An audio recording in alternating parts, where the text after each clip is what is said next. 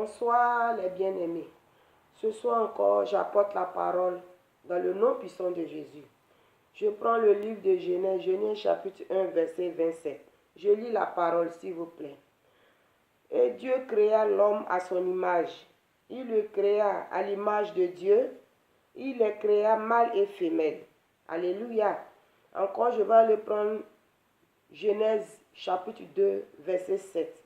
Et l'Éternel Dieu forma l'homme de la poussière de la terre et souffla dans ses narines une respiration de vie. Et l'homme devint une âme vivante. Alléluia. Ici, la parole de Dieu nous dit que Dieu créa l'homme et la femme. Et quand il a créé l'homme et la femme, avant qu'il va créer la femme, il a créé l'homme d'abord. Et il lui a soufflé une respiration qui est la vie. Et l'homme est devenu une âme vivante. Alléluia. Et je vais prendre encore le livre de Genèse, Genèse chapitre 2, verset 21 à 24. Alléluia.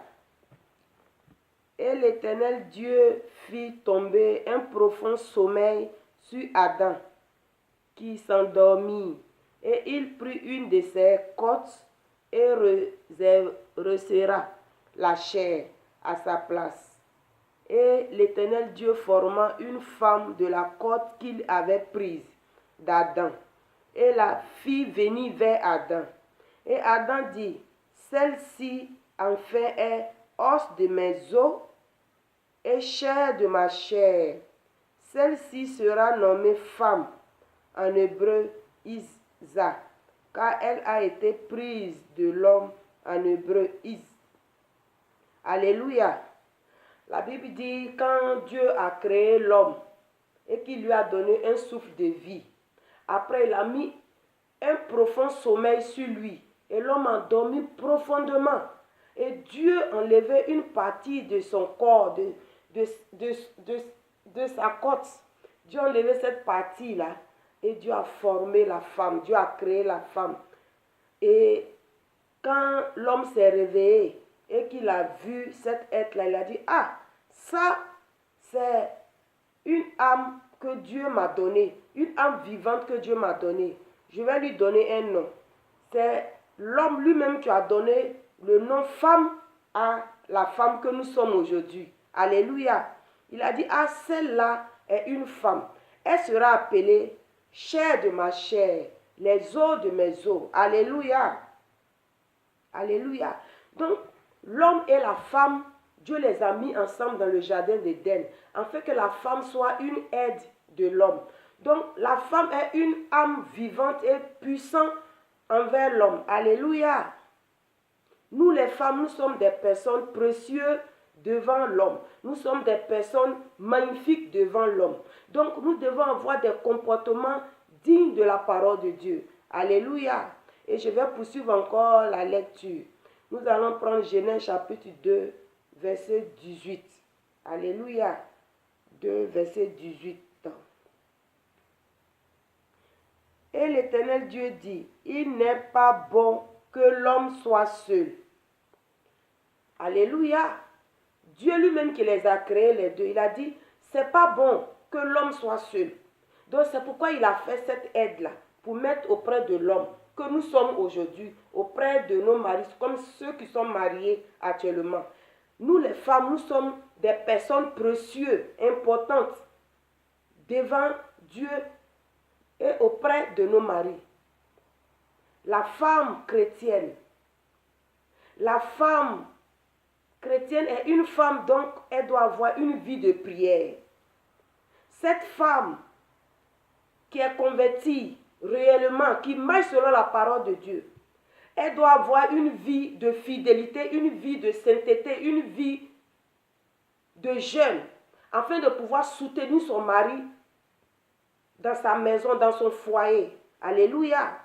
Parce que la Bible dit, quand Dieu a créé l'homme, il a créé la femme, en prenant une côte de l'homme pour pouvoir fabriquer la femme, pour pouvoir embellir la femme.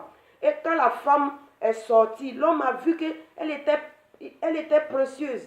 Elle était une âme jolie à regarder. Et l'homme l'a mis dans son cœur. Donc nous les femmes, Quand l'homme nous a pris, l'homme t'a pris, il t'a amené à la mairie, il t'a apprécié et il t'a mis dans sa maison.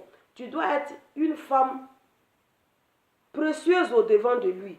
Tu dois être une femme vaillante au devant de lui. Tu dois être une femme qui prend soin de lui. Une femme qui a le temps pour son mari, à tout égard. Non seulement dans la chambre conjugale, mais tout ce qu'un homme doit faire ou doit avoir, tu dois être vigilante pour pouvoir suivre ton mari de près. Alléluia. La Bible dit que même quand Dieu a dit qu'ils ne doivent pas manger le fruit, vous allez voir que la femme, elle se soucie de son mari. Elle est prête à aider son mari. Elle est prête à offrir tout son corps, tous ses biens à son mari. Elle va aller, elle va prendre ce fruit-là que Dieu a dit de ne pas prendre. Mais puisque son cœur est là pour aider, elle va aller et elle va être séduite par le serpent. Elle va prendre le fruit-là. Malgré que ce n'est pas bon, mais elle va prendre ce fruit-là pour venir donner à son mari. Pour elle, elle veut donner à son mari, elle veut aider son mari. Elle a cette don-là que Dieu a mis en elle. La femme est une personne importante devant le Seigneur. Cette femme-là, on ne les trouve pas beaucoup. Elles sont rares. Elles sont rares. Ces femmes zélées dans la maison du Seigneur. Ces femmes zélées qui sont converties pour le Seigneur. Ces femmes-là, elles sont rares. Donc, toutes les femmes que nous sommes, que les hommes nous ont mariés, nous sommes dans les foyers, nous devons avoir l'esprit vigilant pour pouvoir conduire, pour pouvoir diriger nos maris, pour pouvoir leur donner de bons conseils, pour pouvoir diriger aussi nos enfants. Parce que la femme, elle est sage, la femme, elle est éclairée, la femme, qu'elle voit là où son mari va, c'est pas bon, elle lui met sur la bonne voie. Alléluia. La Bible dit qu'elle lui a apporté cette fruit-là. Malgré que Dieu a dit de ne pas toucher le fruit, manger le fruit, mais elle a cette audace-là, cet amour-là, pour pouvoir aider, Donc, nous les femmes, je vais parler à toutes les femmes, comme les femmes chrétiennes. Alléluia. Si nous avons les biens, plus que nos maris, nous devons prendre ce bien-là pour aider nos maris, pour les aider à réussir. Alléluia. Nous ne devons pas dire que comme nous sommes mariés, donc nous devons avoir nos biens à côté. Ou partager les biens.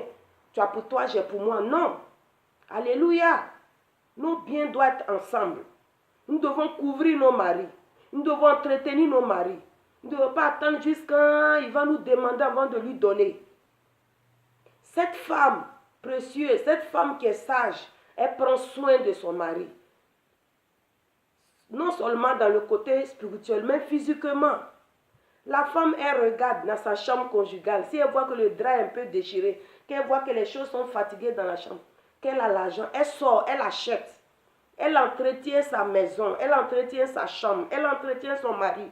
Si elle voit que le bouton de son mari est un peu enlevé, elle va prendre la chemise, aller acheter un autre bouton, prendre l'aiguille pour faufiler, pour placer un autre bouton.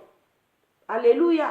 La femme est une aide pour son mari. La femme est une richesse pour son mari. La femme est cette femme-là qui pousse, qui aide son mari à aller de l'avant. Alléluia. Ne soyons pas des femmes qui sont égoïstes. Ne soyons pas des femmes qui sont ingrates.